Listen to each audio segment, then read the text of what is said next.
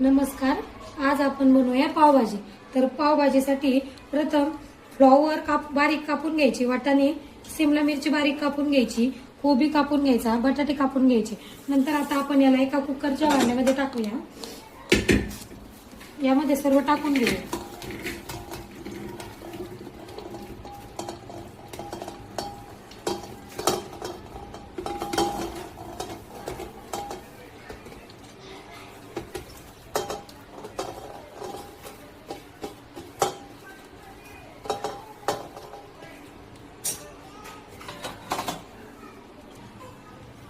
याप्रमाणे आता आपण सर्व जे कापलेल्या वस्तू होत्या त्या सर्व टाकून घेतलेल्या आहे. आता आपण यामध्ये पाणी घालूया.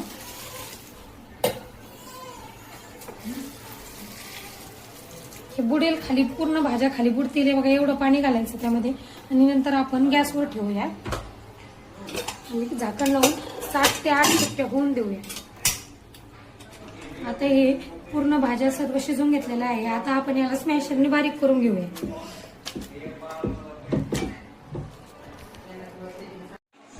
हे आता स्मॅशरने अशा प्रकारे बारीक करून घेतलेलं आहे. आता आपण एक पातेलं तापत ठेवूया, त्यामध्ये तेल टाकून घेऊया.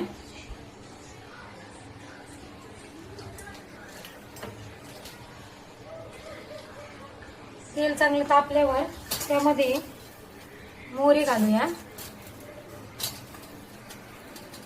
जिरे घालूया, थोडे जिरे मोहरी तडतडून देऊया.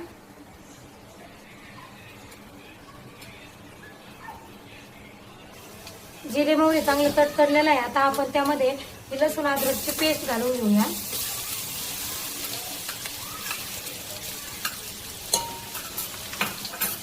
याला हलवून घेऊया.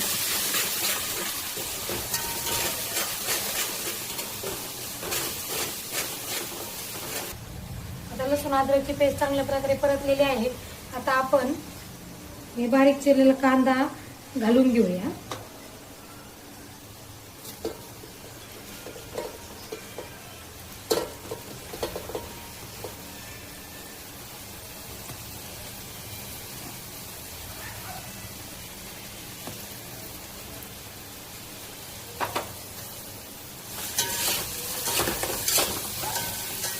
आणि सोनेरी कलर येईपर्यंत हा कांदा चांगला परतून घ्यायचा आहे.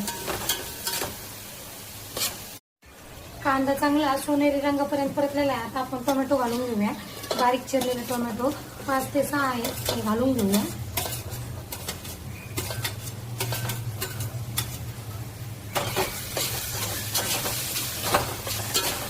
एक 2 ते 3 मिनिटे याला परतून घेऊ.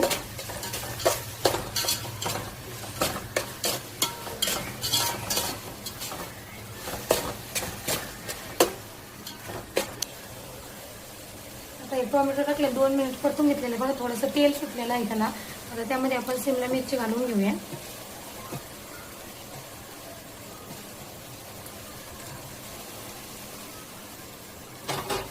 तुम्हाला अजून वरून दुसऱ्या भाज्या घालायच्या तर तुम्ही घालू शकता.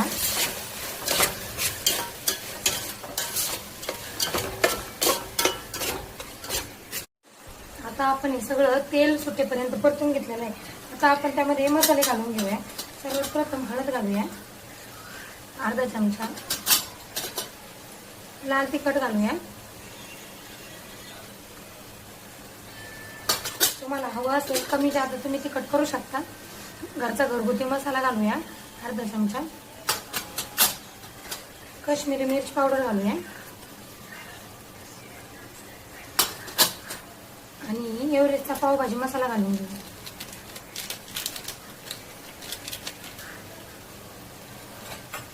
याला हलवून घेऊया.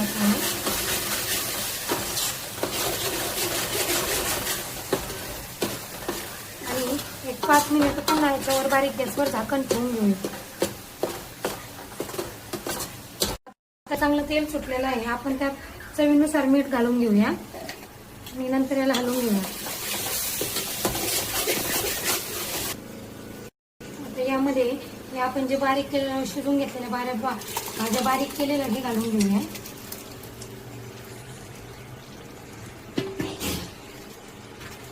आणि याला हलवून घेऊ.